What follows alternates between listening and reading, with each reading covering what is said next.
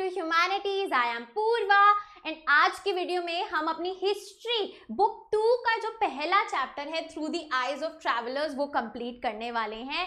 ये पूरी detailed video होगी जिसमें पूरा ये चैप्टर हम निचोड़ लेंगे। अगर ये एक वीडियो देख ली तो मैं आई गारंटी इस वीडियो के एंड तक तुम खुद कहोगे 100% सब समझ में आ गया, thank you so much, right. So बिना टाइम वेस्ट करे एक चैप्टर को कैसे कंप्लीट करा जाता है वो आपको इस वीडियो के एंड तक पता चल जाएगा। तो जैसे कि आपको पता ही है हमारी प्री एनसीईआरटी सीरीज है, इसका मतलब ये है कि यार अगर आप एनसीईआरटी की रीडिंग करने से पहले इस वीडियो को देखेंगे तो आपको और बेहतर तरीके से चीजें समझ आएंगी, राइट। तो जैसे कि हम शुरुआत करते हैं, चैप्टर का नाम समझते हैं, through the eyes of travellers. तो भाई चैप्टर का नाम कह रहा है कि कुछ ट्रैवलर्स हैं उनकी आंखों से, राइट, जो उन्होंने देखा वो उन्होंने बताया। तो भाई उनके पॉइंट ऑफ व्यू से हम जो है अपनी हिस्ट्री को जानेंगे, पीओवी, राइट, क्लियर, बहुत अच्छे। तो चलिए शुरू करते हैं। ये आपके boards as well as CUET के लिए एक ऑल इन वन वीडियो रहेगी।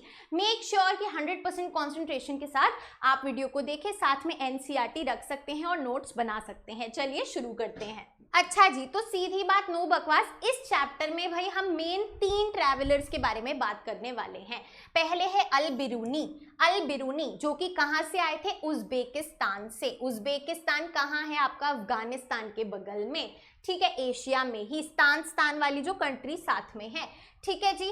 कब आए थे, 11th सेंचुरी, क्लियर। अच्छा जी, उन्होंने कौन सी किताब लिखी, किताब उल हिंद, ठीक है। तो उन्होंने अपने ट्रैवलिंग के अकाउंट्स, उन्होंने जो देखा इधर इंडिया वाले रीजन में ट्रैवल करते हुए, वो हमें किताब उल हिंद में उन्होंने बताया है अपना पॉइंट ऑफ व्यू। ऐसे ही दूसरे ट्रैवलर थे इब्न बतूता, नाम भी सुना है गानों में आपने, है ना। वो कहाँ से आए, मोरक्को से आए। मोरक्को कहाँ है, अफ्रीका में, ठीक है।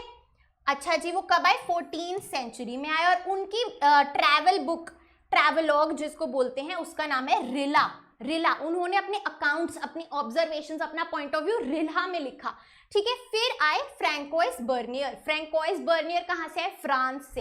एफ से फ्रैंकोइस, एफ से फ्रांस, ठीक है। फ्रांस कहाँ पे है, यूरोप में, बहुत अच्छे। 17th सेंचुरी में वो आए और उनकी बुक का नाम है travels in the Mughal empire. Is it clear, ठीक है। अच्छा जी, अब इसमें जैसे जैसे हम पढ़ेंगे एक और हमारा यहाँ पे टेबल बनेगा कि किसके रूल के अंडर ये आए। वो जब हम पढ़ेंगे तब आप कमेंट्स में बताना, पूरा ये क्लियर होने वाला है, ठीक है, राइट। तो अल बिरूनी, इब्न बतूता और फ्रैंकोइस बर्नियर, ये हमारे पूरे चैप्टर का निचोड़ है। अब हम जानेंगे इन्होंने किस किस टॉपिक पे बात करी, इनका क्या क्या पॉइंट ऑफ व्यू था, क्लियर, बहुत अच्छे। अब बेसिक से इंट्रोडक्शन से शुरुआत करते हैं, ये कॉन्सेप्ट क्लियर हो गया। एक चीज मैं बता दूं, बहुत सिंपल चैप्टर है, मेरा फेवरेट चैप्टर है, इजी टू टीच है, इजी टू लर्न है। चलिए, तो भाई इंट्रोडक्शन में बोला गया है women and men have travelled in search of. तो भाई लोग जो हैं, चाहे वो वुमेन हो चाहे वो मैन हो, वो ट्रैवल तो अक्सर करते, एक जगह से दूसरी जगह अक्सर जाते हैं, इन सर्च ऑफ, काम के लिए, भाई जॉब्स देखने के लिए, जॉब्स ढूंढने के लिए, जॉब्स करने के लिए आप शिफ्ट होते हैं अलग अलग जगह। To escape from natural disasters, भाई जब नेचुरल डिजास्टर्स जैसे बाढ़ वगैरह आ जाती हैं, राइट, तो आपको दूसरी जगह जाना पड़ता है। As traders, merchants, soldiers, priests और पिलग्रिम्स, तो भाई आप डिफरेंट प्रोफेशन में जब होते हो तब आपको ट्रैवल करना पड़ता है। या फिर driven by a sense of adventure, भाई कईयों को शौक होता है ट्रैवल करने का, घूमने का, राइट, ठीक है, बहुत अच्छे। दोज हु विजिट और come to stay in a new land invariably encounter a world that is different. तो यार जब आप कहीं घूमने जाते हो, फॉर एग्जाम्पल आप दिल्ली से हिमाचल प्रदेश गए, ठीक है, आप शिमला घूम के आए, तो आपने अलग अलग चीजें देखी, आपने एक अलग दुनिया देखी, यार पहाड़ हैं, यहाँ के लोग ऐसे बात करते हैं, बहुत स्वीट होते हैं, राइट, कह सकते हैं उनका जो नेचर में रहते हैं तो बहुत नेचुरली फ्लश्ड लुक होता है, रेड गाल होते हैं, राइट। तो ये आप डिफरेंट चीजें नोटिस करते हो जब आप एक न्यू लैंड में जाते हो। तो इनवेरिएबली एनकाउंटर, यानी कि ऐसा है ही है कि वहां पे कुछ अलग होगा, ठीक है, आपको कुछ अलग देखने को मिलेगा। अब चाहे वो फिजिकल एनवायरनमेंट हो, पहाड़ हो, चाहे वो कस्टम्स एंड ट्रेडिशंस हो कि भाई उधर का खाना अलग होता है, उधर की बोली अलग होती है, राइट, बोली आ गई हमारी, लैंग्वेजेस चाहे अलग हो, या फिर beliefs and practices of people हो, तो ये सब डिफरेंट आप देखते हैं, राइट। तो सिमिलरली इन ट्रैवलर्स ने भी देखा, राइट, बहुत अच्छे। Many tried to adapt to these differences. तो भाई हिस्ट्री में जब लोग ट्रैवल करते थे, हमारे रीजन में आते थे, तो कई लोग अडेप्ट करते थे, यानी कि अपने आप को ढाल लेते थे इन डिफरेंसेस में। तो भाई कई क्या है, इनको नोट करते थे, नोट यानी कि लिखते थे, जो कि ट्रैवलर्स की बात हो रही है, अब इनटू अकाउंट्स। तो भाई ये अकाउंट्स यानी कि नोट्स हैं उन ट्रैवलर्स के, समझे, जो वो लिख रहे हैं, जो उन्हें डिफरेंट लग रहा है हमारे सब कॉन्टिनेंट के बारे में। So others note them into accounts recording what they found unusual और रिमार्केबल, जो उन्हें अलग लगता था, अलग, अनयूजुअल, राइट, और रिमार्केबल यानी कि कुछ बहुत अच्छा लगता था, different, right. So we have practically no accounts of travel left by women. तो भाई विमेन ट्रैवलर्स के तो कोई अकाउंट्स ही नहीं है जो हमें हिस्ट्री में मिले हो, बट हम 3 ट्रैवलर्स जिनके अकाउंट्स पढ़ रहे हैं उनका मैंने आपको बता दिया। क्लियर, बहुत अच्छे। The accounts that survive are often varied, varied यानी कि different in terms of their subject matter, subject matter यानी कि किस चीज के बारे में लिखे हैं, ठीक है। Like affairs of the court, भाई कोर्ट में जो अफेयर्स होते थे मुगल्स के टाइम, ये एक सब्जेक्ट मैटर हो गया। रिलीजियस इश्यूज, भाई रिलीजन पे क्या क्या होता था, राइट, ये एक अलग सब्जेक्ट मैटर हो गया। आर्किटेक्चरल फीचर्स, भाई कैसी बिल्डिंग्स होती थी, राइट, एंड मॉन्यूमेंट्स होते थे, तो ये डिफरेंट सब्जेक्ट मैटर्स हैं। बहुत अच्छे। फॉर एग्जाम्पल अब्दुल रज़क समरकंदी, तो भाई ये जो हमारे ट्रैवलर हैं, ये आपको विजयनगर में एक बहुत इंपॉर्टेंट भूमिका निभाते दिखेंगे। तो Abdul रज़क समरकंदीज travelogue provided the most important descriptions of the city of Vijayanagar in 15th century। तो भाई हमें विजयनगर के बारे में इनके अकाउंट से बहुत ज्यादा जानकारी मिली है, समझे बात। ही वॉज अ डिप्लोमैट, डिप्लोमैट कौन होते हैं, किस किस को बनना है डिप्लोमैट, कमेंट्स में बताओ। Who came visiting from Herat, जो हेरत से आए थे। ये हेरत कहाँ पे है, अफगानिस्तान में एक सिटी है, ठीक है। डिप्लोमैट यानी कि ऑफिसर, ठीक है, जो जैसे हमारे फॉरेन डिप्लोमैट्स होते हैं जो इंडिया को रिप्रेजेंट करते हैं बाहर। Sometimes travellers did not go to distant lands, भाई कई बार कभी कभी जो ट्रैवलर्स होते थे वो दूर दूर नहीं जाते थे, डिस्टेंट लैंड्स नहीं जाते थे। Example, in Mughal empire administrator sometimes travelled within the empire, जैसे मुगल एम्पायर में भाई अपने एम्पायर में ही वो ट्रैवल करते थे और ऑब्जर्वेशंस अपनी रिकॉर्ड करते थे, लिखते थे कि उन्होंने क्या क्या देखा, राइट। जैसे कि पॉपुलर कस्टम्स, लोग पॉपुलरली क्या फॉलो कर रहे हैं, क्या कस्टम्स एंड ट्रेडिशंस हैं। फोकलोर, क्या भाई ट्रेडिशनल कहानियां हैं जो चली आ रही हैं, right. Traditions of their own land, तो भाई कभी जरूरी नहीं है कि वो डिस्टेंट लैंड दूर देशों में जाते थे, अपने एम्पायर में भी करते थे नोट। और ये तो हमने देखा ही है, जो हमारी अकबरनामा है ना, उसमें कैसे पूरे एम्पायर के बारे में लिखा गया है। बहुत बढ़िया, आगे चलते हैं। हमारे तीनों ट्रैवलर्स जिनकी बात करने वाले हैं वो क्लियर हैं, बहुत अच्छे। These authors came from vastly different social and cultural environments. तो भाई आप देख सकते हो तीनों ही जो ऑथर हैं, तीनों ही जो ट्रैवलर्स हैं वो अलग अलग जगह से आए हैं। जगह छोड़ो, कॉन्टिनेंट्स भी अलग हैं इनके। अल बिरूनी उज्बेकिस्तान से, इब्न बतूता मोरक्को से, एशिया, अफ्रीका और यूरोप, राइट। तो सब बहुत ज्यादा डिफरेंट सोशल और कल्चरल बैकग्राउंड से आए हैं, यानी कि इन सबकी सोसाइटी अलग थी। ये जो बचपन से देखते आए थे वो अलग था, right. They were often more attentive to everyday activities and practices. तो इनको भाई जो हमें नॉर्मल चीजें लगती है ना, डेली प्रैक्टिसेस, वो भी इनको अलग लगती थी, क्योंकि ये एकदम डिफरेंट सोसाइटी और कल्चर अब देख रहे थे हमारे सब कॉन्टिनेंट में आके। It is this difference in perspective, यही तो इनका पॉइंट ऑफ व्यू हमें देखने को पता चलता है। हमारे लिए जो नॉर्मल है इनके लिए बहुत डिफरेंट था, इसीलिए इनके जो ट्रैवल के अकाउंट्स हैं, इनके जो ऑब्जर्वेशंस हैं वो इंटरेस्टिंग लगती हैं कि कैसे इनको एक कोकोनट और पान को ये कैसे डिस्क्राइब कर रहे हैं, राइट। कैसे ये हमारे लैंग्वेज को डिस्क्राइब कर रहे हैं, हमारी कास्ट सिस्टम को डिस्क्राइब कर रहे हैं, वो इनके पॉइंट ऑफ व्यू से पढ़ने में अलग ही मजा आता है। चलिए, परफेक्ट, ओके। तो हम क्या कर रहे हैं, आपकी एनसीईआरटी में क्या किया गया है, पहले अल बिरूनी का डिस्क्रिप्शन दिया है, फिर इब्न बतूता का डिस्क्रिप्शन दिया और फिर फ्रैंकोइस बर्नियर का डिस्क्रिप्शन दिया है। उसके बाद इनके ऑब्जर्वेशंस बताई गई हैं कि अल बिरूनी ने ये ऑब्जर्व किया, इब्न बतूता ने ये, फ्रैंकोइस बर्नियर ने ये। हम क्या करेंगे, साथ में करेंगे। पहले अल बिरूनी का पूरा इंट्रोडक्शन, साथ में ही उनकी ऑब्जर्वेशंस, राइट, कि उनको क्या यूनिक लगा, उनके अकाउंट से हमें क्या पता चलता है। तो पूरा अल बिरूनी का टॉपिक एक बार में हो जाएगा, इब्न बतूता का एक बार में और फ्रैंकोइस बर्नियर का एक बार में। ठीक है, बहुत बढ़िया। चलिए तो बात करते हैं अल बिरूनी की। बहुत अच्छे, तो ये है अल बिरूनी। अल बिरूनी वॉज बॉर्न इन 973। ये 973 का मतलब है आपका 10th सेंचुरी, है ना। अभी कौन सी सेंचुरी चल रही है बताओ कमेंट्स में। तो 973 सीई में वो बॉर्न हुए थे इन ख्वारिज्म। ख्वारिज्म कहाँ पे है, प्रेजेंट डे उज्बेकिस्तान में। ठीक है, ख्वारिज्म जहाँ पे वो पैदा हुए थे was an important centre of learning. तो भाई जैसे यूनिवर्सिटीज होती हैं वो इतना ज़्यादा वेल डेवलप्ड लर्निंग का एक जगह थी। तो Al Biruni naturally receive the best education available at the time. तो उनको बहुत अच्छी शिक्षा प्राप्त हुई। ही वॉज वेल वर्स्ड यानी कि उनको बहुत ज़्यादा, वो बहुत बेहतर थे, बहुत ज़्यादा फ्लुएंट थे इन सेवरल लैंग्वेजेस। उनको कई सारी भाषा आती थी। ठीक है, like Syriac, Arabic, Persian, Hebrew and Sanskrit, उनको ये सारी भाषा आती थी। डिस्पाइट नॉट नोइंग ग्रीक, उनको ग्रीक नहीं आती थी, लेकिन तब भी he was familiar with the works of Greek philosophers like Plato, right, having read them in Arabic translations. तो भाई भले ही उनको ग्रीक भाषा नहीं आती थी, लेकिन उन्होंने फेमस ग्रीक फिलोसोफर्स के जो काम हैं, उनके जो बुक्स हैं, वो अरेबिक ट्रांसलेशन में पढ़ी हुई थी। क्लियर, बहुत अच्छे। इन 1017 यानी कि अब हमारी 11th सेंचुरी आ गई, राइट। व्हेन सुल्तान महमूद, तो सुल्तान महमूद ने जब ख्वारिज्म पे हमला किया, उसको टेक ओवर किया, इन्वेड किया, यानी कि यहाँ पे सुल्तान महमूद बात हो रही है गजनाविद एम्पायर की।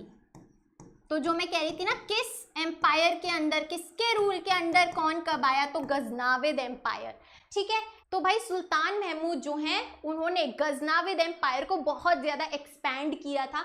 उन्होंने करीब इंडिया में 17 इन्वेजन्स किए थे और प्लेसेस जैसे मथुरा, कन्नौज, सोमनाथ को अपने एम्पायर के अंडर कर लिया था। तो सिमिलरली भाई वो उज्बेकिस्तान पे भी कब्जा उन्होंने किया और ख्वारिज्म में जब उन्होंने हमला किया, उसको इन्वेड किया, तो कई सारे स्कॉलर्स यानी कि वेल रेड मैन और पोएट्स वो अपने साथ अपनी कैपिटल गजनी ले गए और उन्हीं में से एक अल बिरूनी था।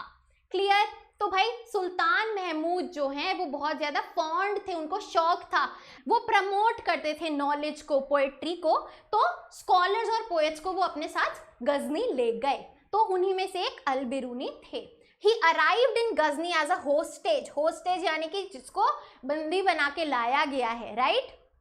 लेकिन ग्रेजुअली क्या हुआ, वो इस सिटी को, गजनी सिटी को पसंद करने लगे और उन्होंने अपना जीवन है वो यहीं पे स्पेंड किया until his death at the age of 70।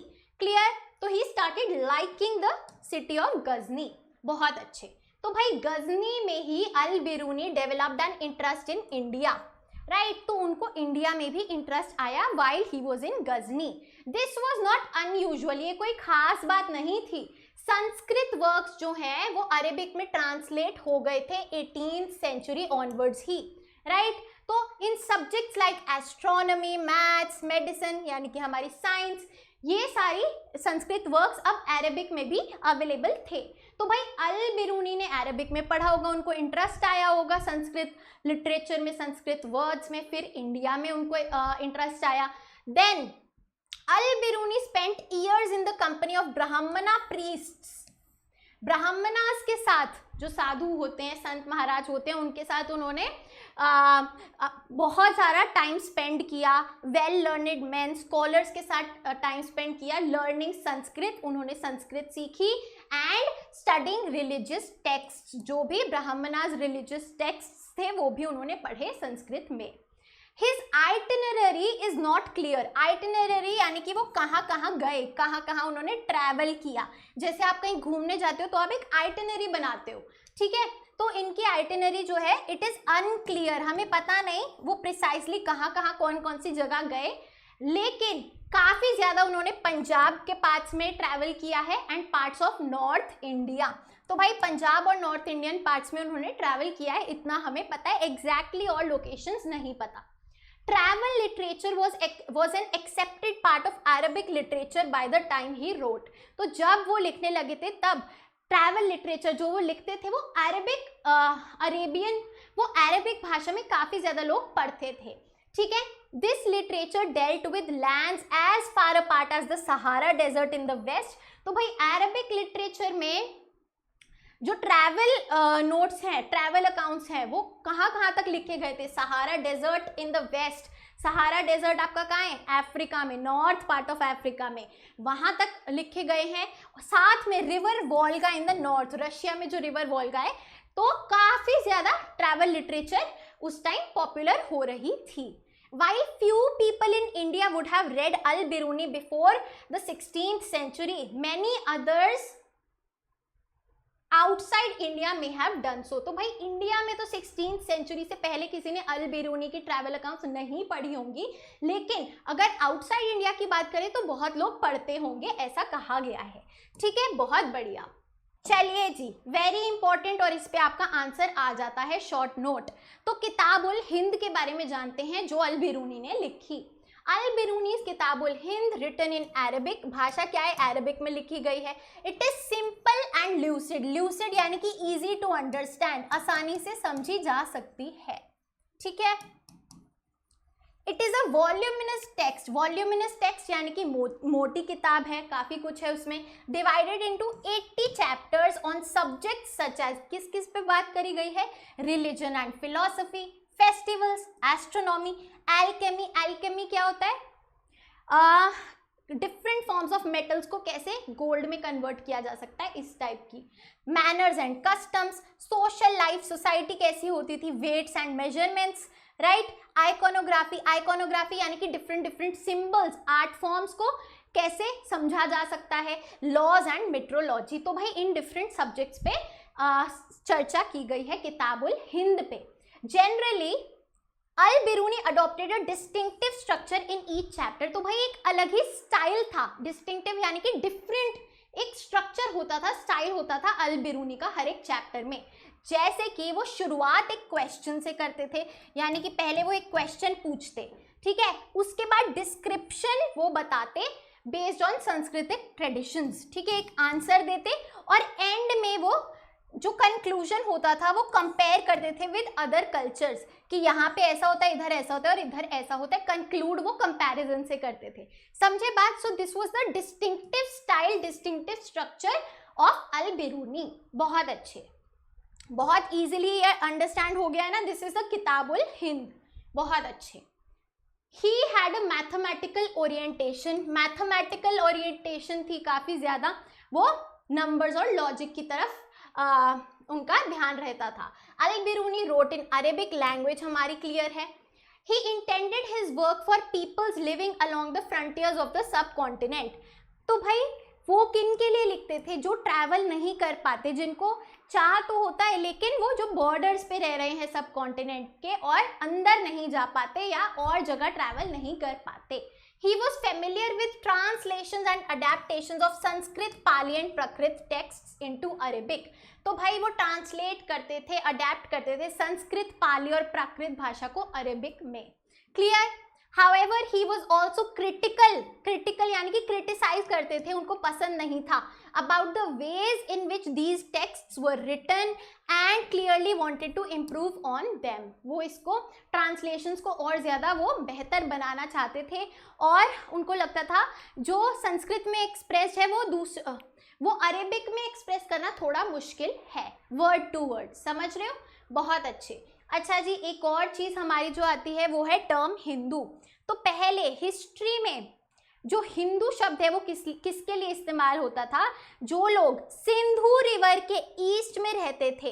अच्छा, जो हमारी सिंधु रिवर है, इंडस रिवर है, उसके ईस्ट में, तो तो भाई इंडस नदी के ईस्ट में जो लोग रहते हैं उनके लिए ये टर्म हिंदू तब रेफर की जाती थी। The Arabs continued the Persian usage and called this region Al Hind, और इस रीजन को अल हिंद वो बोलते थे, एंड इट्स पीपल हिंदी, ठीक है, हिंदी बोलते थे यहाँ के लोगों को। अच्छा नहीं, हाँ एक चीज है कि लोगों को हिंदी बोलते थे, रीजन को, इस एरिया को हिंदू बोलते थे, समझे बात, लोगों को हिंदी, एरिया को हिंदू, ठीक है, हिंदू और अल हिंद।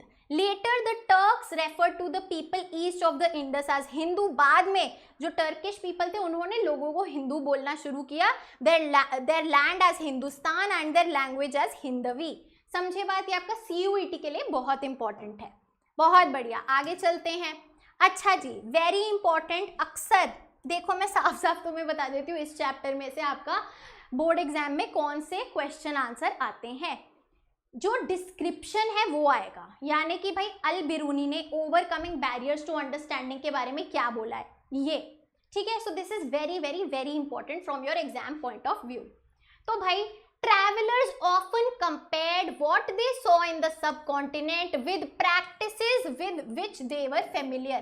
अब एक बात बताओ, आप कहीं फॉरेन में घूमने जा रहे हो, ठीक है, दुबई, क्लियर, अब आप क्या करोगे, यार हमारे इंडिया में तो ऐसा होता है, इनके यहाँ पे ऐसा है, यार इनके यहाँ पे तो पुलिस ही नहीं है, इनके यहाँ पे तो इतने अच्छे ट्रैफिक रूल्स फॉलो होते हैं, कितनी साफ सफाई है, हमारे इंडिया में तो ऐसा है ही नहीं। तो आप क्या कर रहे हो, जो आपको अपने देश के बारे में पता है आप कंपेयर कर रहे हो जहाँ पे आप जा रहे हो अपने देश से। तो सिमिलरली ट्रैवलर्स भी यही करते थे, जो उनको पता होता था वो उससे कंपेयर करते थे कि ये अच्छा है या बुरा है, यहाँ पे ऐसा है बट हमारे यहाँ तो वैसा है, clear. Each traveller adopted distinct यानी कि डिफरेंट स्ट्रैटेजीज यानी कि तरीके, अलग अलग तरीके अडॉप्ट करते थे to understand what they observed, ठीक है, समझने के लिए कि क्या वो देख रहे हैं, वो डिफरेंट तरीके अपनाते थे।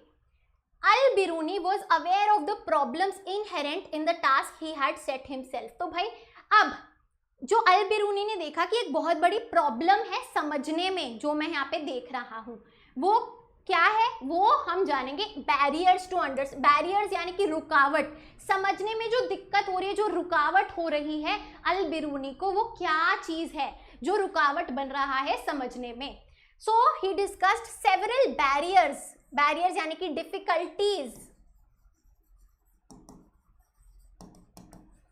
दैट ही फेल्ट ऑब्स्ट्रक्टेड, जो रुकावट बन रही थी उनकी अंडरस्टैंडिंग में।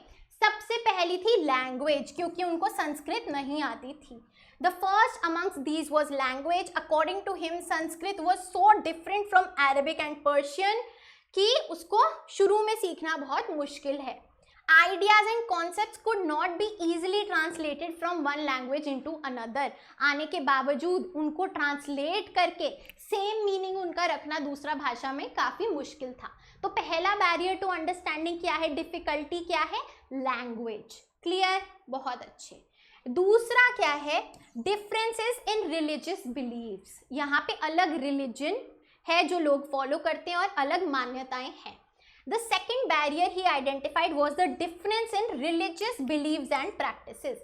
तो दूसरा ये है, ठीक है, religious beliefs and practices, clear, बहुत अच्छे। ये तुम्हें आंसर लिख के आना पड़ेगा, पहले ही बता रही हूँ। थर्ड बैरियर है self absorption and consequent insularity of the local population.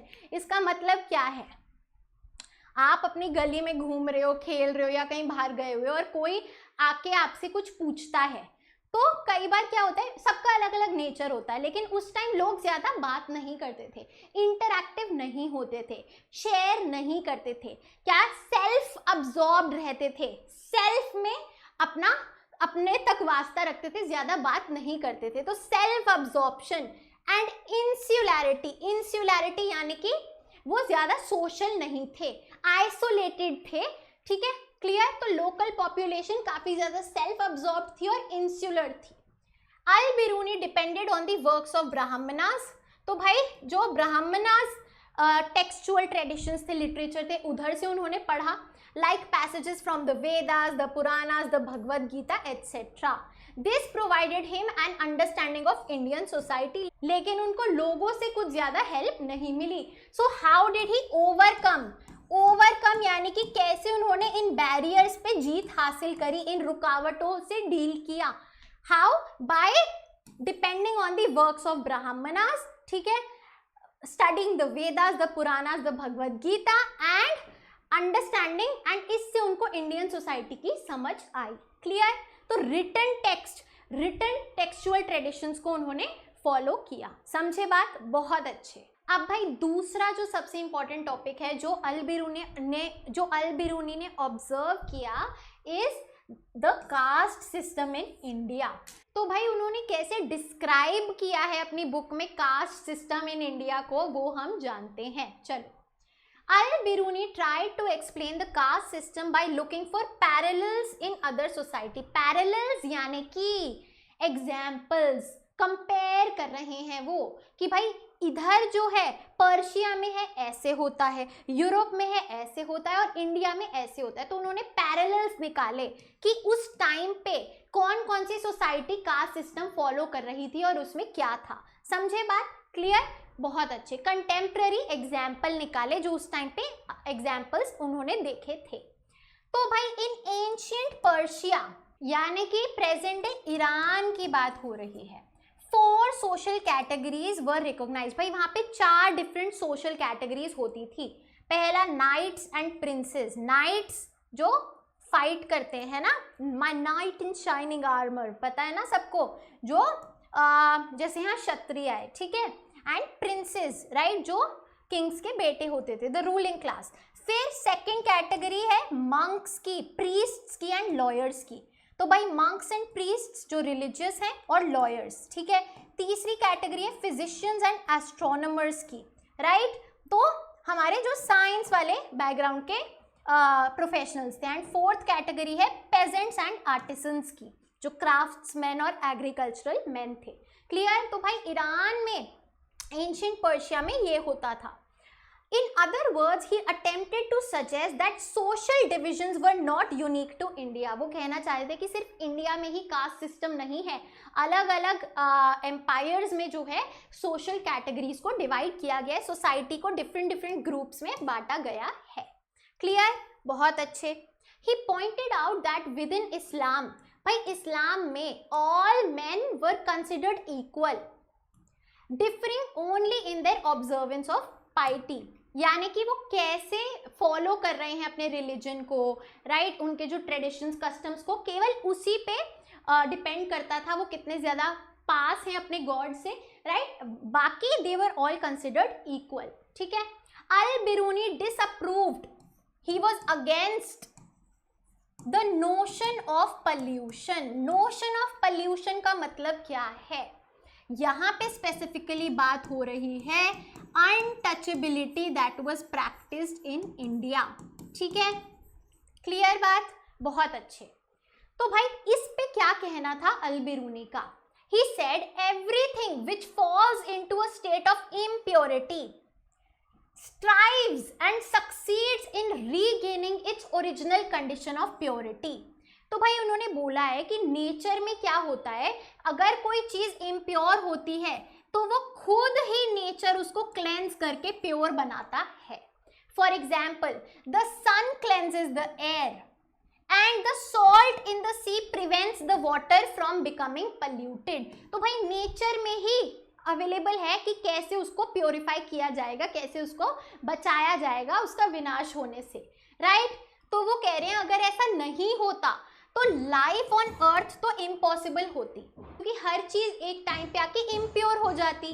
तो उनका कहना है जो सोशल पॉल्यूशन का कॉन्सेप्ट है कि भाई कोई एक स्पेसिफिक कास्ट या कैटेगरी इम्प्योर है, ये लॉज ऑफ नेचर के खिलाफ है, कॉन्ट्ररी है, यानी कि ऑपोजिट है, खिलाफ है लॉज ऑफ नेचर के। Clear? So Al Biruni's description of the caste system was deeply influenced by his study of normative Sanskrit texts। भाई जो उन्होंने संस्कृत टेक्स्ट्स पढ़े जैसे कि हमारी वेदास, पुराणास, राइट, वो इन सब में जो लिखा है वो पढ़ के बता रहे हैं कि वो ऑपोजिट मानते हैं, इसके कॉन्ट्ररी मानते हैं, लेकिन रियल में इतना रिजिड, इतना स्ट्रिक्ट जो है अनटचेबिलिटी और कास्ट सिस्टम नहीं था। राइट भाई, इन टेक्स्ट्स में तो सारे रूल्स लिखे गए हैं एकदम स्ट्रिक्ट होके, ये ब्राह्मणास ने लिखे हैं तो उनके पॉइंट ऑफ व्यू से लिखे गए हैं, राइट। लेकिन ये जो सिस्टम है, ये जो रूल्स हैं, ये इतने रिजिड यानी कि स्ट्रिक्ट नहीं होते थे रियल लाइफ में, ये काफी ज्यादा फ्लेक्सिबल होते थे। फॉर एग्जाम्पल जो अनटचेबल्स हैं, फॉर एग्जाम्पल अंत्यजा जो थे, they were categories born outside the system यानी कि अनटचेबल्स, उनको काम दिया जाता था कि आपका काम है लेबर प्रोवाइड करना, पेजेंट्स की मदद करोगे, जमींदार का काम करोगे, लेबर आप एक्टिविटीज करोगे, राइट। तो भाई सोशल ऑपरेशन तो होता था कास्ट सिस्टम में, लेकिन वो इकोनॉमिक नेटवर्क्स में इंक्लूडेड होते थे। इकोनॉमिक नेटवर्क में कैसे इंक्लूडेड हुए भाई, उनको काम करा रहे हैं, लेबर ले रहे हैं उनका और उनको पैसे दे रहे हैं, वेजेस दे रहे हैं, तो इकोनॉमिक नेटवर्क में तो इंक्लूडेड है ना, जहाँ पैसे का लेन देन है, ऐसे तो उनको हटाया नहीं है, राइट। क्लियर, बहुत अच्छे। तो यहीं पे हमारा अल बिरूनी का पूरा टॉपिक कवर होता है। अल बिरूनी में हमने सबसे पहले इंट्रोडक्शन किया, फिर उनकी किताब के बारे में जाना, राइट, फिर उनकी ऑब्जर्वेशंस के बारे में जाना। सबसे इंपॉर्टेंट है overcoming barriers of understanding plus caste system वाला बहुत बार पूछा जाता है। 2 मोस्ट इंपॉर्टेंट टॉपिक्स, बहुत अच्छे। अब हम आते हैं अपने सेकंड ट्रैवलर पे, इब्न बतूता। चलिए शुरू करते हैं। आगे चलने से पहले मैं आपको बताना चाहूंगी कि अगर आप कोई ऐसी बुक देख रहे हैं जो एनसीईआरटी के साथ आपको क्वेश्चन एंड आंसर्स में सप्लीमेंट करे, तो मेरी रिकमेंडेशन है ओसवाल बुक्स। क्योंकि इसमें यार चैप्टर वाइज, टॉपिक वाइज आपको क्वेश्चंस मिलेंगे जो 2016 से 2025 के पेपर तक जो भी आए हैं, राइट। तो आपका एक भी क्वेश्चन मिस नहीं होगा पास्ट ईयर क्वेश्चंस में से। साथ में आपको यार प्रॉपर नोट्स मिलते हैं, प्रॉपर माइंड मैप्स मिलते हैं, प्रॉपर टाइमलाइंस मिलती है, कीवर्ड्स मिलते हैं, ऑल इन वन। ये बुक्स हैं ओसवाल की, एंड पर्सनली टीचर्स भी इन्हीं को रेफर करती है। तो मेरा तो यही सजेशन होगा कि एक अपनी एनसीईआरटी रखो और एक अपनी question and answer past year questions के लिए सीधी अपनी ओसवाल बुक्स ले लो। क्योंकि पीवाईक्यूज आप जब डाउनलोड करोगे ना, पूरी जिप फाइल्स निकलती हैं जिसमें अलग अलग सेट होते हैं, उसको ढूंढना, अरेंज करना, पढ़ना बहुत मुश्किल हो जाता है। तो अपनी वन टाइम इन्वेस्टमेंट बुक ले लो पहले ही। हिस्ट्री, पॉल साइंस की तो जरूर ले लो, और सब्जेक्ट्स की भी अवेलेबल है। लिंक मैंने डिस्क्रिप्शन बॉक्स में डाल दिया है, क्लिक करके बाय कर लो, because this is most important to be supplemented with your NCERT for question solving. चलिए जी, तो इब्न बतूता की जो बुक है of travels, it is called Rihla, वो हमने जान ही लिया था, राइट। इब्न बतूता कहाँ से आए? मोरक्को से आए, जो कि अफ्रीका में है, एंड अरेबिक में इनकी किताब लिखी गई है। It provides details about the social, society में कैसा रहना सहना था, एंड कल्चर कैसा था in the subcontinent. So social and cultural life के बारे में बताया है। It was written in the 14th century, यानी कि 1300s में लिखी गई थी, ठीक है, 1301 से, ठीक है। ये मैं बता रही हूँ 13, ये एग्जैक्ट नहीं है, ठीक है, समझ गए हो ना। This Moroccan traveller was born in Tangier in Morocco, ठीक है। His family was known for their expertise in Islamic religious law और शरिया। तो भाई इनकी जो फैमिली है वो, उनको बहुत ज़्यादा अच्छी नॉलेज थी शरिया की, जो कि इस्लामिक रिलीजियस लॉ होता है, ठीक है। Ibn Battuta received literary and scholastic education at a young age, क्योंकि फैमिली भी पढ़ी लिखी थी तो इन्होंने भी बहुत अच्छी पढ़ाई करी। He was a well read man, ठीक है। इब्न Battuta considered experience gained through travels to be a more important source of knowledge than books. This is very important. तो भाई इब्न बतूता मानते थे कि जो आप एक्सपीरियंस ट्रैवल करके आपको आता है वो ज्यादा कीमती है, ज्यादा इंपॉर्टेंट है than bookish knowledge, rather than जो बुक्स में लिखा है। जो आपको एक्सपीरियंस होता है ट्रैवल करके, वो आपको ज्यादा सिखाता है लाइफ के बारे में। He loved traveling and exploring new worlds and people. उनको ट्रैवल करने का शौक था, लोगों से बातचीत करने का, इंटरैक्ट करने का बहुत शौक था। He set off for India in 1332-33। तो भाई वो इंडिया के लिए 1332-33 में निकल गए थे, राइट। तो वो इस टाइम पे आ गए थे। Before that he had made pilgrimage trips to Mecca, right. तो मक्का में अपनी जो पिलग्रिमेज रिलीजियस ट्रिप्स होती है वो कराए थे। क्लियर, बहुत अच्छे। आगे चलते हैं। He also had traveled extensively in Syria, Iraq, Persia, Yemen, Oman and on the coast of East Africa। वो ऑलरेडी इंडिया आने से पहले इतनी सारी जगह जा चुके थे।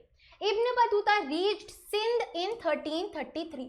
सिंध पर्टिकुलरली रीजन, आज की बात करें तो जो साउथ ऑफ पाकिस्तान है ना, वो सिंध एरिया होता था, ठीक है। तो भाई वो सिंध पहुंच गए थे 1333 में। He had heard about Muhammad bin Tughlaq the sultan of Delhi. तो यहाँ पे किसका रूल है इस टाइम पे? दिल्ली सल्तनत है, ठीक है, दिल्ली सल्तनत है, बहुत अच्छे। So he heard about Muhammad bin Tughlaq the sultan of Delhi, right. Ibn Battuta was lured by his reputation। उनको बहुत ज़्यादा मन थी, इच्छा थी इनसे मिलने की, और वो बहुत ज़्यादा इम्प्रेस हो गए थे इनकी रेप्यूटेशन से, मोहम्मद बिन तुगलक के बारे में सुन सुन के। So the sultan was also impressed by his scholarship। किसकी? इब्न बतूता की स्कॉलरशिप, पढ़ाई लिखाई, राइट, ये सब देख के सुल्तान भी इम्प्रेस हो गए। एंड उन्होंने इब्न बतूता को काजी यानी कि जज रख लिया दिल्ली का, ठीक है, दिल्ली का जज रख लिया, काजी की तरह अपॉइंट कर लिया।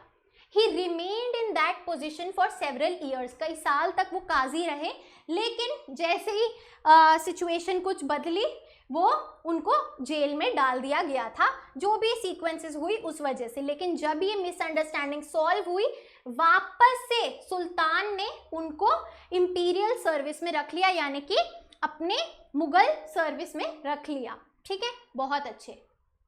फिर उनको 1342 में भेजा गया China as the sultan's envoy, sultan's representative, right, to the Mongol ruler. China में मंगोल रूलर के पास भेजा गया सुल्तान का रिप्रेजेंटेटिव बनके इन 1342। क्लियर, बहुत अच्छे। Ibn Battuta proceeded to the Malabar coast through central India.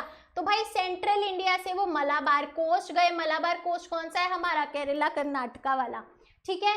From Malabar he went to the Maldives. भाई उसके बाद ही stayed there for 18 months, 18 months तक मॉलडीव्स में रहे as the qazi, but decided to proceed to Sri Lanka. फिर वो आए श्रीलंका, जो कि तब सेलोन था, ठीक है। इधर क्लियरली ऐसे समझ नहीं आएगा, बट तुम समझ लो, इधर से मैप पे जाने की जरूरत नहीं है। सो श्रीलंका आए, उसके बाद वापस से मलाबार कोस्ट गए और मॉलडीव्स गए, सेम रूट हुआ, ठीक है भाई। फिर चाइना जाने से पहले वो बंगाल और असम भी गए, ठीक है। He took a ship to Sumatra, Sumatra islands हैं मलेशिया के नीचे, एंड वहां से एक और शिप ली चाइनीज पोर्ट टाउन जैतून, जो कि आज के दिन क्वांजाऊ पहुंचने के लिए। तो ये बताया वो कहाँ कहाँ ट्रैवल कर रहे थे। He travelled extensively in China, China में भी वो बहुत घूमे, बीजिंग भी गए, but did not stay for long, वहाँ ज़्यादा दिनों तक नहीं रुके, ज़्यादा सालों तक नहीं रुके, ठीक है। ही रिटर्न्ड होम इन 1347, 1347 में वापस आ गए। His account is often compared with that of Marco Polo. तो भाई इब्न बतूता के ट्रैवल अकाउंट्स को मार्को पोलो के अकाउंट से कंपेयर किया जाता है, क्योंकि मार्को पोलो भी चाइना गए थे एंड इंडिया आए थे from Venice in the late 13th century. Clear, ठीक है। तो सेम टाइमलाइन में दोनों के अकाउंट्स हैं, that is why same location भी है, तो कंपैरिजन होता है। इब्न Battuta meticulously recorded his observations, meticulously यानी कि केयरफुली, बहुत ध्यान से जो जो उन्होंने देखा, कल्चरली सोशली सब कुछ उन्होंने रिकॉर्ड किया, बहुत बढ़िया। सो भाई in the 14th century it was hazardous to travel than it is today. आज से भी ज्यादा खतरनाक था तब ट्रैवल करना, हजार्डस यानी कि खतरनाक। Travelling was also more insecure, कोई सिक्योरिटी नहीं थी, right. Ibn Battuta was attacked by bands of robbers, robbers का ग्रुप पूरा, बैंड्स ऑफ रॉबर्स यानी कि रॉबर्स का ग्रुप, ठीक है, सेवरल टाइम्स, जो लूटते थे, ठीक है, रॉबरी करते हैं ना जैसे, तो लूटते थे जो। ही प्रेफर्ड ट्रैवलिंग इन अ कारवां, तो भाई वो ग्रुप ऑफ पीपल में साथ चलते थे, अकेले नहीं जाते थे, अलॉन्ग विद कंपेनियंस। कारवां यानी कि सब साथ में जा रहे हैं, ठीक है। While traveling from Multan to Delhi, Multan is in Pakistan today, Multan से जब वो दिल्ली आ रहे थे, उनका कारवां जो है उसको अटैक भी हुआ था एंड कई सारे उनके फेलो ट्रैवलर्स की डेथ भी हो गई थी। तो ये दिखाया जा रहा है कितना ज्यादा अनसेफ था उस time. Those travelers who survived including Ibn Battuta were severely wounded, उनको कई चोटें भी आई थी, right. Ibn Battuta was an inveterate traveler, यानी कि वो बहुत ज़्यादा शौकीन थे ट्रैवल करने के, बिना रुके वो ट्रैवल करते थे, right. who spent several years traveling before returning to his native land Morocco. तो भाई अपने घर जाने से पहले बहुत साल उन्होंने ट्रैवल किया. When he returned to Morocco, the local ruler issued instructions that his stories be recorded. तो वहाँ के रूलर ने बोला कि भाई इनकी जो सारी स्टोरीज हैं, अकाउंट्स हैं, जो जो इन्होंने नोट किया उसको रिकॉर्ड किया जाए, आप लिखें अच्छे से, राइट. इब्न जूजे जो हैं वो थे इनके राइटर, जिनको इब्न बतूता के अकाउंट्स लिखने की जिम्मेदारी दी गई थी. बहुत अच्छे, बहुत बढ़िया. अब चलते हैं कि इब्न बतूता की क्या ऑब्जर्वेशंस थी. So Ibn Battuta arrived in Delhi in the 14th century. By the time he arrived, the subcontinent was part of a global network of communication. Global network of communication का पार्ट था दिल्ली, यानी कि बहुत ज़्यादा लोग दिल्ली ट्रैवल करते थे, आते जाते थे. Ibn Battuta himself travelled extensively through lands, often officiating as qazi. उनमें से एक इब्न बतूता भी थे क्योंकि वो काजी थे वहाँ के. ही enjoyed the cosmopolitan culture of urban centres. Urban centres में जो कॉस्मोपॉलिटन कल्चर होता था, राइट, जो भी भाई ऑब्वियसली क्योंकि दिल्ली कैपिटल थी, वो एक अर्बन सेंटर था, वहाँ पे काफ़ी ज़्यादा कंपैरेटिवली ट्रेड, मार्केट, ये सब मोर डेवलप्ड था. Anything that was unfamiliar was particularly highlighted. भाई जो भी चीज़ उनको डिफरेंट लगती थी, राइट, जो वो पहले उन्होंने नहीं देखी, वो और ज़्यादा बारीकी से अपने अकाउंट्स में लिखते थे ताकि जो रीडर है या जो लिसनर है वो इम्प्रेस हो जाए इतना जान के कि अच्छा इतनी बारीकी से ये वहाँ पे होता था. ठीक है, बहुत अच्छे, क्लियर. तो ये जो टॉपिक है Ibn Battuta and the excitement of unfamiliar, इसमें बताया गया है कि जो चीज़ उनको अनफेमिलियर लगती थी, वो जानते नहीं थे, उसको वो और बारीकी से डिस्क्राइब करते थे ताकि व्यूअर को अच्छे से समझ में आए. Second, the coconut and the पान की बात करी है इब्न बतूता ने.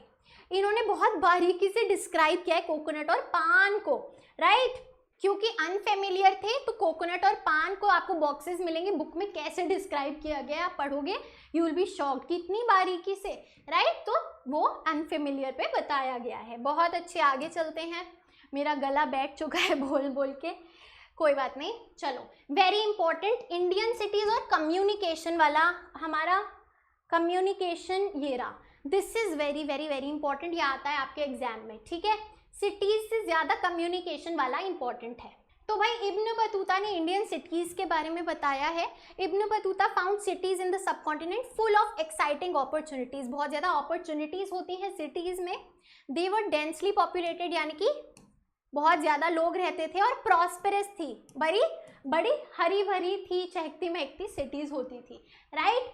Disrupted by wars and invasion sometimes. कई बार वॉर हो जाती तो डिसरप्शन हो जाता था, यानी कि, और इन्वेजन यानी कि जब कोई घुस आता था तो थोड़ी कंडीशन बेकार हो जाती थी. Most cities had crowded streets. उनकी जो स्ट्रीट्स हैं, लेन्स हैं, वो भरी रहती थी.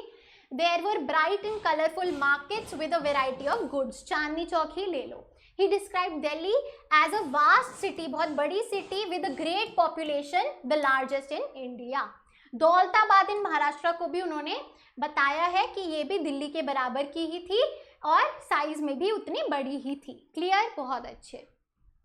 बाजार्स की भी उन्होंने बात करी है. The bazaars were places of economic transactions. Economic transactions यानी कि लेना देना जहाँ होता था, राइट, प्रोडक्ट्स का, आप पैसे ले दे रहे हो, शॉपिंग कर रहे हो. They were also the hub of social and cultural activities.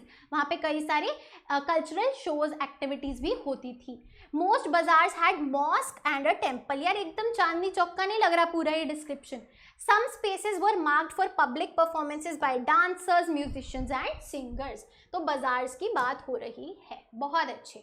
Ibn Battuta found Indian agriculture very productive. भाई इंडियन एग्रीकल्चर भी बहुत प्रोडक्टिव होता है, राइट. इतने अलग अलग टाइप की फसल उगाते हैं और बहुत ज़्यादा अच्छी एक हमारी इकोनॉमी में कंट्रीब्यूशन एग्रीकल्चर का है. The fertility of soil allowed farmers to cultivate 2 crops a year. Soil fertile है इंडिया में तो क्रॉप प्रोडक्टिविटी भी ज़्यादा है.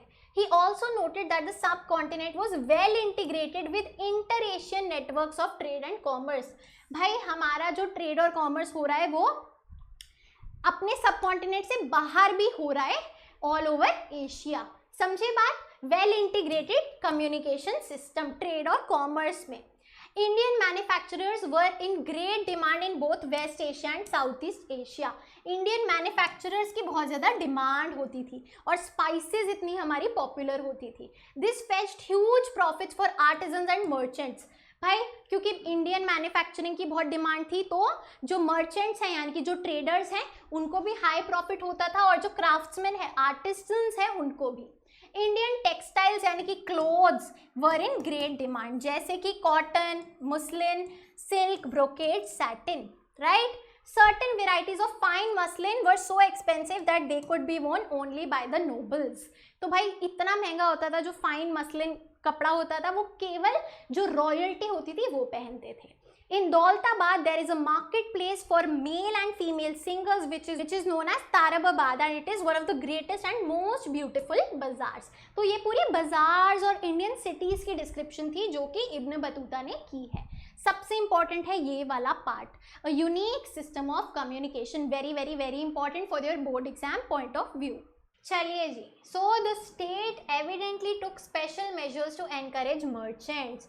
मर्चेंट्स को उत्साहित करने के लिए जो स्टेट है, जो गवर्नमेंट है यानी कि जो दिल्ली सल्तनत है वो स्पेशल मेजर्स लेती थी, जैसे कि all trade routes were well supplied with inns यानी कि होटल्स एंड गेस्ट हाउसेस। जो भी ट्रेड रूट्स जहाँ से भी मर्चेंट्स जाते थे उधर रहने की जगह होती थी। इब्न Battuta was also amazed by the efficiency of the postal system। This is the most important। तो भाई एक पोस्टल सिस्टम था जो बहुत ज़्यादा एफिशिएंट था। It allowed merchants to send information। It helped remit credit across long distances। Credit यानी कि पैसे का लेन देन, ठीक है। Also helped to dispatch goods required at short notice। तो तीन चीज़ों के लिए वो काम करता था, इंफॉर्मेशन सेंड करने में, क्रेडिट के लेन देन में और गुड्स डिस्पैच करने में पोस्टल सिस्टम काम आता था। कैसे काम आता था देखिए ज़रा। भाई वैसे दिल्ली से सिंध पहुंचने में 50 डेज लगते थे, लेकिन जो न्यूज़ रिपोर्ट्स हैं, जो स्पाइज इधर से उधर भिजवाते थे वो केवल 5 दिन में पहुंच जाती थी जो इंफॉर्मेशन होती थी, राइट। तो दो तरीके के पोस्टल सिस्टम बताए गए हैं उस टाइम।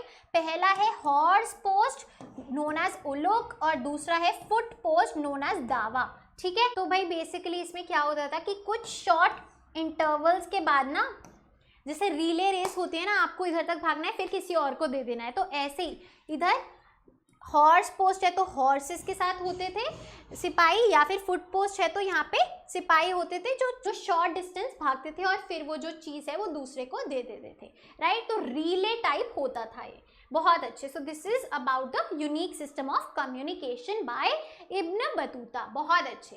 अब इसके बाद आते हैं हम अपने लास्ट ट्रैवलर पे, दैट इज फ्रैंकोइस बर्नियर।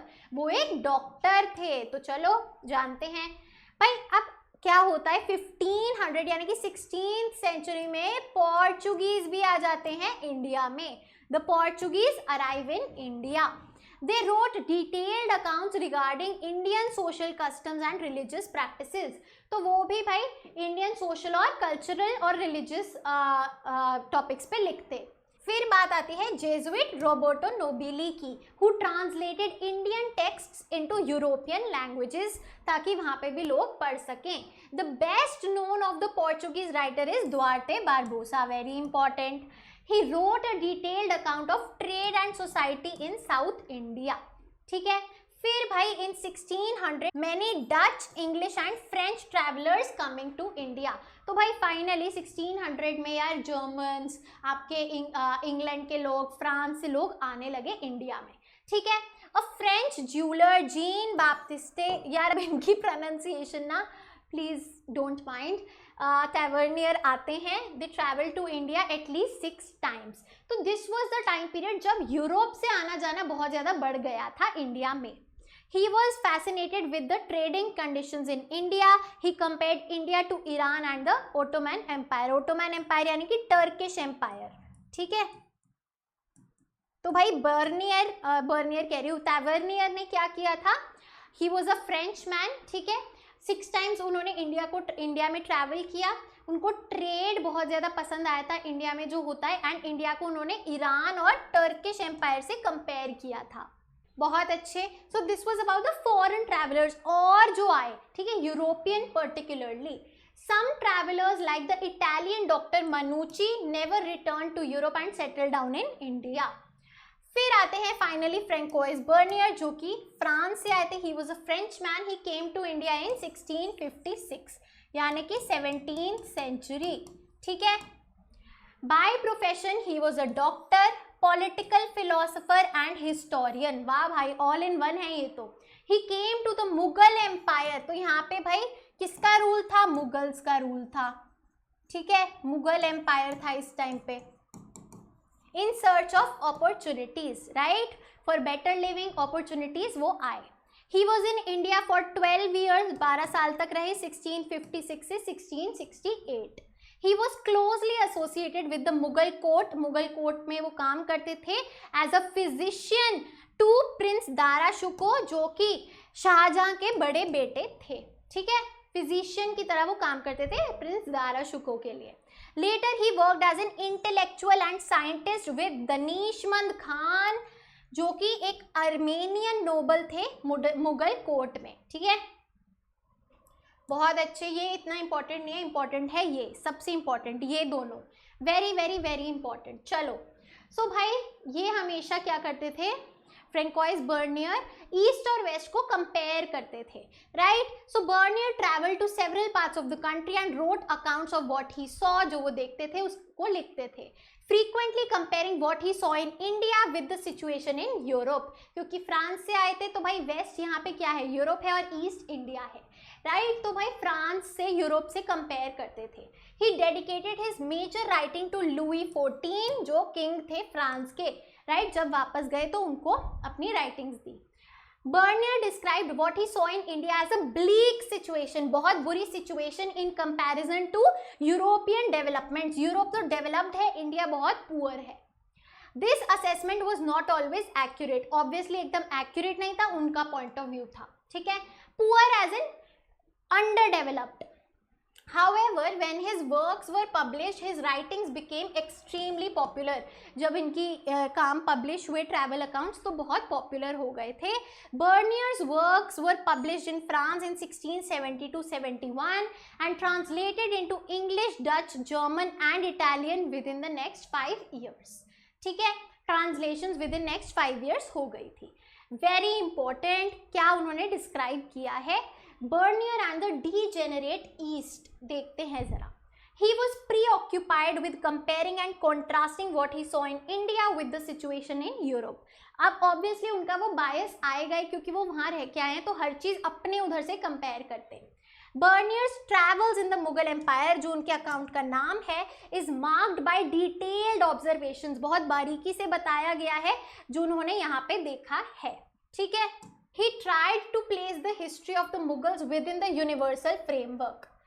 उन्होंने मुगल्स को यूनिवर्सल फ्रेमवर्क में डालने की कोशिश करी। He compared Mughal India with Europe, emphasising the superiority of the latter. Latter यानी कि देखो, जब भी ऐसे लैटर या फॉर्मर लिखा आता है ना, लैटर होता है जो बाद में मेंशन्ड है, this is latter and this is former. तो लैटर सुपीरियर था, यानी कि यूरोप ऑब्वियसली सुपीरियर था as compare to Mughal India. His representation of India works on the model of binary opposition. क्या बोला इन्होंने, बाइनरी ऑपोजिशन के मॉडल पे ये रिप्रेजेंटेशन ऑफ इंडिया दिखाते हैं, यानी कि इन्होंने अपने अकाउंट्स में इंडिया को टोटल ऑपोजिट बताया है, इनवर्स बताया है ऑफ यूरोप। समझे बात, एकदम ऑपोजिट। ही परसीव्ड डिफरेंसेस हायरार्किकली, एक हायरार्की बना दी, ठीक है। हायरार्की क्या होती है, जैसे ऊपर से नीचे, ठीक है, ये टॉप मोस्ट अथॉरिटी पे है, फिर ये बॉटम, जैसे स्कूल में प्रिंसिपल, फिर आपकी हेड मिस्ट्रेस, फिर teacher, this is hierarchy, right. So that India appear to be inferior to the western world, right. एक हायरार्की में डिफरेंसेस बताते थे रैदर देन पैरेलली, राइट। बहुत अच्छे। सो वेरी इंपॉर्टेंट, ये आता है आपका लॉन्ग आंसर में भी कई बार पूछा गया है, वेरी वेरी वेरी इंपॉर्टेंट। इसको समझना बहुत ज़्यादा इंपॉर्टेंट है, थोड़ा सा ट्रिकी है, मुश्किल लग सकता है, लेकिन कोई बात नहीं। The question of land ownership, तो भाई मेन बात जो इन्होंने करी फ्रैंकोइस बर्नियर ने वो थी लैंड ओनरशिप की। According to him, major difference between Mughal India and Europe was the lack of private property. भाई इंडिया में ना प्राइवेट प्रॉपर्टी आप नहीं रख सकते थे, वहां पे सब कुछ मुगल एम्परर के अंडर था, right. So he was a firm believer in the virtues of private property, ये प्राइवेट प्रॉपर्टी को सपोर्ट करते थे। ही सो क्राउन ओनरशिप, क्राउन ओनरशिप यानी कि जो रूलर है उसके पास ही कंप्लीट ओनरशिप है, ये गलत है, हार्मफुल है फॉर बोथ द स्टेट यानी कि for both the sub continent and it's people, ये गलत है, ठीक है, उनका ये मानना था। तो भाई उन्होंने ये लिखा है कि मुगल एम्पायर में क्राउन ओनरशिप थी यानी कि emperor owned all the land and distributed it among his nobles, जो उनके ऑफिसर्स थे, जो कि इकोनॉमी के लिए बहुत बुरा है, राइट। एंड ऑब्वियसली सिर्फ बर्नियर ने ये नहीं लिखा है, और भी ट्रैवलर्स ने ये लिखा है कि ड्यू टू क्राउन ओनरशिप, क्योंकि मुगल एम्परर के पास पूरा कंट्रोल है, land holders could not pass on their land to their children, वो उनका खुद का हेरिडिटरी लैंड नहीं था जो वो अपने बच्चों को पास ऑन कर दे। एंड ये कुछ एंड काफ़ी ज़्यादा ये सही भी है, क्योंकि ज़मींदार, जागीरदार, इन सब के पास land ownership for passing on ऐसे नहीं थी, एब्सोल्यूट अथॉरिटी मुगल एम्परर के पास ही होती थी। They were just given the managerial status कि आपको इधर ध्यान रखना है, ये आपके अंडर आता है, कंट्रोल ज़्यादा मुगल एम्परर का था, right. They could not make investments और expand production, the landlords could not improve due to no private property, ऐसा कहना है फ्रैंकोइस बर्नियर का। This led to excessive operation of the peasantry, जो पेजेंट्स थे वो बहुत ज़्यादा ऑपरेस होते थे, क्योंकि ऑब्वियसली रैयतवारी सिस्टम था, उनको टेम्पररी लैंड पे एग्रीकल्चर करना होता था, उनके पास कोई लैंड ही नहीं था। Decline in the living standards of all sections of society इस वजह से हुआ, राइट, एक्सेप्ट द ऑफिसर्स जो ऑफिशियल्स थे। He described Indian society as consisting of undifferentiated masses of impoverished people subjugated by a small minority of powerful ruling class. तो उन्होंने Indian society को कैसे डिस्क्राइब किया, अनडिफरेंशिएटेड यानी कि एक जैसे, मासेस ऑफ इम्पावरिज्ड पीपल, एक जैसे गरीब लोग सब साथ में, जिनकी बहुत पुअर कंडीशन है, जिनको डोमिनेट किया जा रहा है एक स्मॉल छोटी minority group of powerful people से, ठीक है। और उनका कहना था there is no middle state in India, यानी कि there is no middle class in India, right, ठीक है। आगे चलते हैं। This is how Bernier saw the Mughal empire, its king was the king of beggars and barbarians. Beggars यानी कि economically बहुत पुअर हैं, और बारबेरियंस यानी कि जो लोगों पे अत्याचार करते हैं। Its cities and towns were ruined, खराब थी, and contaminated with ill air, बेकार हवा थी, कंटेमिनेशन था, साफ सुथरी हवा भी नहीं थी। Its fields overspread with bushes, कोई अच्छी खेती नहीं थी, बहुत ज़्यादा ओवरग्रोन ग्रासेस थी, and full of pestilential marshes, uneven सब कुछ था। All this because of crown ownership of land, उनका कहना था। No Mughal official document suggest that the state was the sole owner of land, लेकिन हमें किसी मुगल डॉक्यूमेंट में ऐसा नहीं मिला है कि भाई ओनर ऑफ लैंड जो है वो स्टेट के पास थी, यानी कि किंग के पास थी। अबुल फजल ने कहा है 16th सेंचुरी में अकबरनामा में, उन्होंने लैंड रेवेन्यू को डिस्क्राइब किया है एज रेम्यूनरेशन ऑफ सोवरेंटी, यानी कि claim by the ruler on his subjects for the protection he provided, कि जो सिक्योरिटी और प्रोटेक्शन रूलर दे रहा है उसके बदले में लैंड रेवेन्यू जो पीपल हैं, जो सब्जेक्ट्स हैं वो पे करते हैं, ना कि कोई ये रेंट की तरह है, ऐसा अबुल फजल ने अकबरनामा में लिखा है।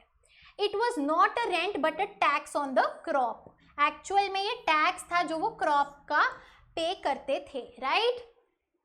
अब उन्होंने जो भी खेती करी उसमें से कुछ परसेंट वो टैक्स जाता था। European travellers confused this as rent due to high revenue, क्योंकि बहुत ज़्यादा था तो यूरोपियन ट्रैवलर्स को प्रॉबेबली लगता था कि ये रेंट दे रहे हैं, राइट। तो भाई यहाँ पे बोला गया है कि कोई ऐसा सबूत नहीं है कि ओनरशिप ऑफ लैंड हमारी मुगल स्टेट के पास थी, हो सकता है प्राइवेट प्रॉपर्टी होती थी, लेकिन क्योंकि ये जो टैक्स था बहुत ज़्यादा होता था, यूरोपियन ट्रैवलर्स को लगता था कि ये रेंट पे कर रहे हैं ओनर को, लेकिन असल में ये टैक्स होता था, है ना, जो हमने पढ़ा है हिस्ट्री में।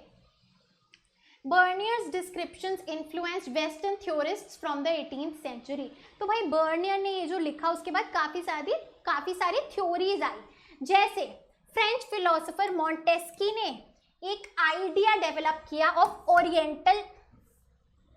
Oriental despotism. इस पे भी आ जाता है भाई, इंपॉर्टेंट है ये। ओरिएंटल डिस्पोटिज्म इसका मतलब क्या है, यानी कि according to which rulers in Asia enjoyed absolute authority over their subjects। उनके पास कंप्लीट कंट्रोल था, कंप्लीट अथॉरिटी थी लोगों के ऊपर। who were kept in conditions of subjugation and poverty, जिनको दबा के रखते थे और एकदम गरीब बना के रखते थे। और इस आइडिया में बोला गया है कि all land belonged to the king, सब कुछ किंग के पास होता था, and private property was non existent, private property होती ही नहीं थी। Everybody except the emperor and his nobles barely managed to survive। सिर्फ और सिर्फ जो रूलिंग क्लास है वो अच्छे से रहते थे, बाकी सब barely मैनेज करते थे। तो आफ्टर बर्नियर्स डिस्क्रिप्शन एक हमारी जो थ्योरी है वो मोंटेस्की की आई, ओरिएंटल डेस्पोटिज्म की, और दूसरी कार्ल मार्क्स की। Karl Marx developed the concept of Asiatic mode of production, right, particularly rulers of Asia के बारे में थी ये थ्योरीज। यहाँ पे भी Asiatic mode of production 19th century में आया by Karl Marx. In India before colonialism, यानी कि जब ब्रिटिशर्स आए उससे पहले, surplus was appropriated by the state. Surplus यानी कि जो बचता था, राइट, जो प्रॉफिट है आपका वो स्टेट के पास जाता था। This led to the emergence of autonomous and internally egalitarian village communities.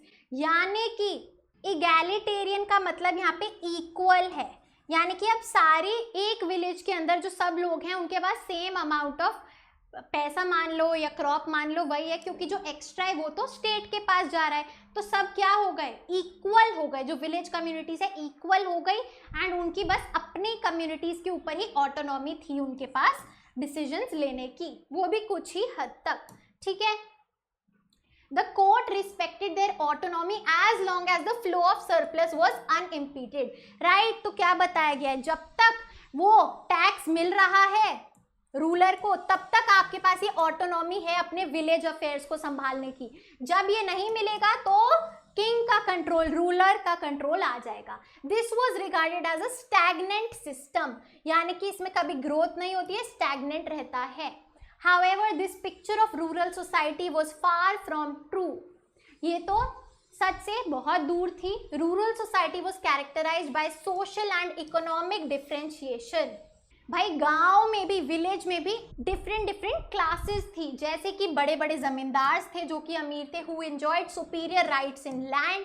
On the other hand untouchables थे जो कि लैंडलेस लेबरर्स थे।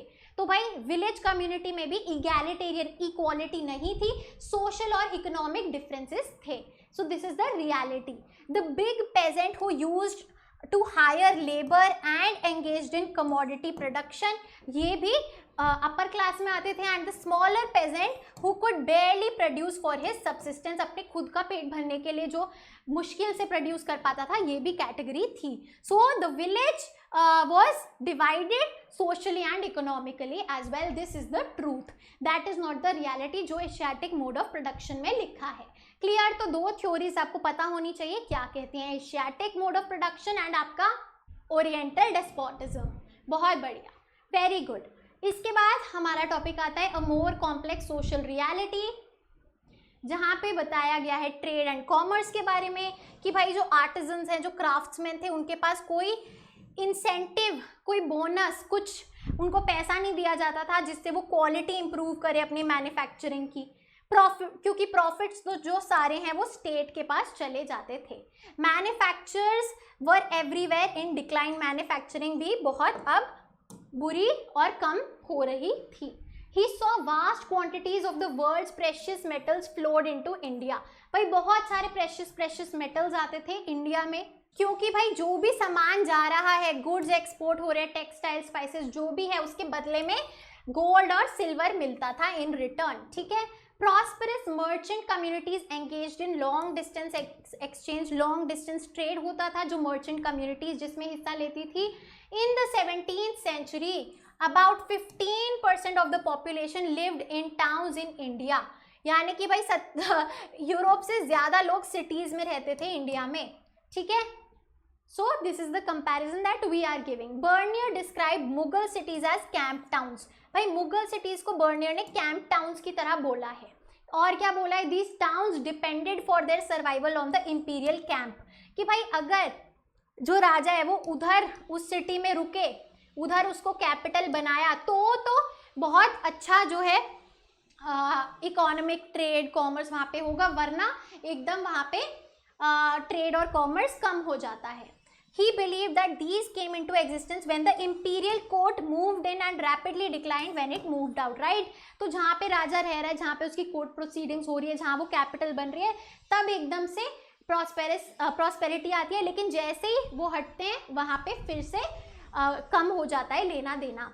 So he felt that towns depended on imperial patronage. Imperial patronage यानी कि जो रॉयल पैसा लगा रहे हैं उस टाउन पे, जो किंग जो रॉयल फाइनेंशियल हेल्प कर रहे हैं, फाइनेंशियल एड दे रहे हैं उस टाउन को, उस पर डिपेंड करते थे टाउन्स के जो हालात थे. Towns did not have viable social and economic foundations.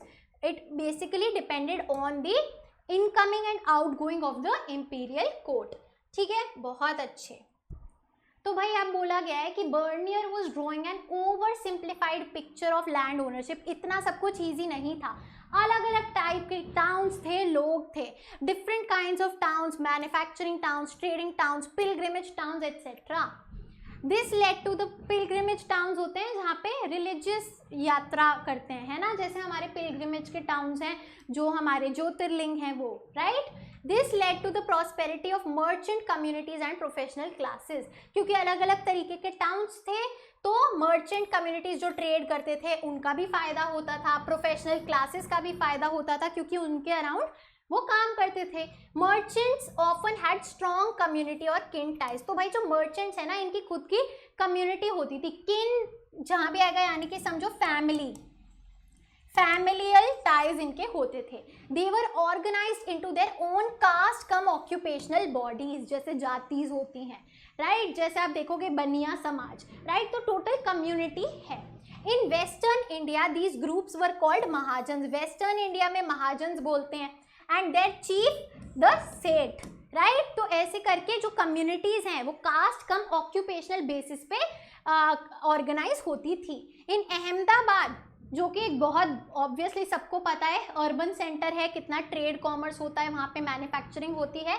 The mahajans were collectively represented by the chief of the community who was called the nagar seth. पूरे नगर का सेठ है, राइट.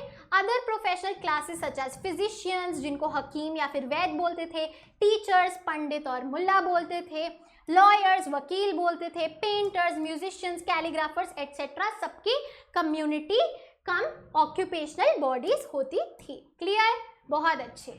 लास्ट जो हमारा टॉपिक आता है वो आता है कंडीशन ऑफ विमेन पे इन्होंने क्या लिखा है. तो चलिए जानते हैं women slaves, Sati and labourers के बारे में. Travelers were generally men who were interested in the condition of women. Sometimes social inequities यानी कि social inequalities were taken for granted as a natural state of affairs. भाई क्योंकि उस time जहाँ से ये आए थे वहाँ पे भी social inequalities होती थी, status of women जो है as compared to men कम ही होता था, तो शायद इनको इतना यूनिक नहीं लगता होगा इंडिया में आके. Slaves, भाई women slaves were openly sold in markets like any other commodity. आप slave भी खरीद सकते हो. Slaves were regularly exchanged as gifts. Gifts में देते थे slaves, right? Example, Ibn Battuta purchased horses, camels and slaves as gift for Muhammad bin Tughlaq. समझे बात. तो मार्केट में ओपनली स्लेव्स को बाय और सेल किया जाता था. Muhammad bin Tughlaq was so happy with the sermon of a preacher Nasiruddin that he gave him 100,000 तनकाज यानी कि कॉइन्स एंड 200 स्लेव्स. तो भाई ये एग्जाम्पल हैं डॉक्यूमेंट्स में जो हमें बताते हैं कि स्लेव्स का लेना देना कैसे होता था. There was a considerable differentiation among slaves. Slaves में भी डिफरेंट टाइप के होते थे और ऑब्वियसली यार क्लासेस हर उसमें होती हैं। आप भी कोई प्रोडक्ट लेने जाते हो महंगा सस्ता होता है। Some female slaves in sultans courts were experts in music and dance. कुछ जो स्लेव्स थे सुल्तान के कोर्ट में वो म्यूजिक और डांस में भी एक्सपर्ट होते थे। Female slaves were also employed by the sultan to keep a watch on his nobles, right. तो कोर्ट में फीमेल स्लेव्स भी होते थे। Slaves were generally used for domestic labour, घर के कामों के लिए उनको यूज किया जाता था। Ibn Battuta found their services indispensable, very important for carrying nobles on palanquins. तो भाई जो डोली में लेके जाते हैं तो स्लेव्स लेके जाते हैं ना, है ना, ठीक है, पैलेंक्विन यानी कि डोली। Price of slaves particularly female slaves required for domestic use was very low, right. तो डोमेस्टिक लेबर के लिए फीमेल स्लेव का बहुत कम प्राइस होता था। European writers often highlighted the treatment of women to differentiate between western and eastern societies. कई European writers ने लिखा है ट्रीटमेंट ऑफ विमेन के बारे में, वेस्ट और ईस्ट का कंपैरिजन करने के लिए। बर्नियर चोज प्रैक्टिस ऑफ सती। तो भाई फ्रैंकोइस बर्नियर ने सती की प्रथा के ऊपर ज्यादा ध्यान दिया है और उसके बारे में लिखा है। उन्होंने लिखा है कि some women seemed to embrace death cheerfully. Sati की प्रथा आपको पता है कि अगर हस्बैंड की डेथ हो गई है तो जो वाइफ है वो जल के अपनी जान दे देती थी, राइट। तो this was honour killing.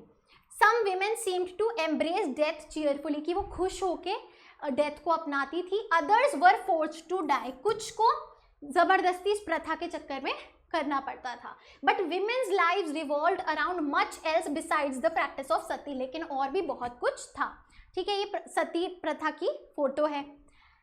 There labour was crucial. तो भाई विमेन का जो लेबर है, उनका जो इनपुट है, काम जो वो करती थी, agricultural and non agricultural production में, दोनों में बहुत ज़रूरी होता था, राइट। भाई एग्रीकल्चरल प्रोडक्शन में अब जो लेबर्स हैं उनको, विमेन को भी काम करना पड़ता था, और नॉन एग्रीकल्चरल प्रोडक्शन यानी कि जो घर के काम है, डोमेस्टिक वर्क है, उसमें भी, एंड चाहे वो आपकी क्राफ्ट्समैनशिप हो, आर्टिजनशिप हो, इस सब में भी। Women from merchant families participated in commercial activities. जो मर्चेंट फैमिलीज की विमेन होती थी वो कॉमर्स, ट्रेड कॉमर्स में पार्टिसिपेट करती थी। It therefore seems unlikely that women were confined to the private spaces of their homes. ऐसा नहीं है कि उनकी जो लाइफ है वो बहुत ज़्यादा घर के अंदर ही स्पेंड हुई है। उस टाइम पे they used to work, right? ये हमारी टाइमलाइन है।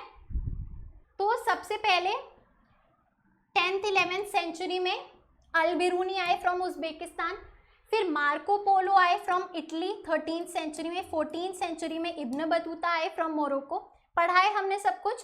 15th सेंचुरी में अब्दुल रज़ाक समरकंदी जो हमने पढ़े वो आए, राइट। फिर then we have another traveller from Russia. उसके बाद दुआर्ते बारबोसा हमने पढ़ा फ्रॉम पोर्चुगल, राइट। टर्की से हमने नहीं पढ़ा, ये सैयद अली रईस, ठीक है। फिर एंटोनियो मॉन्सेरेट फ्रॉम स्पेन, ये भी हमने नहीं पढ़ा। उसके बाद हमने जो पढ़ा है वो है Jean Baptiste Tavernier, Francois Bernier in 17th century. पूरा आपको टाइमलाइन दिया है और डिफरेंट ट्रैवलर्स, राइट। कुछ कुछ जो ट्रैवलर्स हैं वो सोर्सेज में मेंशन होंगे। इसी के साथ हमारा पूरा chapter A to Z cover होता है। ये वीडियो देखने के बाद जब आप NCERT रीडिंग करेंगे सब कुछ बहुत ईजी लगेगा। अपने नोट्स बना लेना, अब जो मोस्ट इंपॉर्टेंट टॉपिक्स बताए हैं उसके आंसर राइटिंग वाले नोट्स आपको बना लेने हैं। Clear? So guys that is it for our today's video. If you like it please channel को सब्सक्राइब ज़रूर करो, क्योंकि और ऐसी हेल्पफुल वीडियोस आती रहेंगी, एंड ताकि मेरा चैनल गुम ना हो जाए, आपको नाम याद ना आए, फिर भूल जाओगे, फिर ढूंढोगे कौन सा था, तो सब्सक्राइब कर लो एंड कमेंट्स में ज़रूर बताना हेल्प हुई या नहीं। I hope you like it, and if you did please like, share and subscribe to the channel. You are at Humanities. Happy learning, and I'll see you in the next video.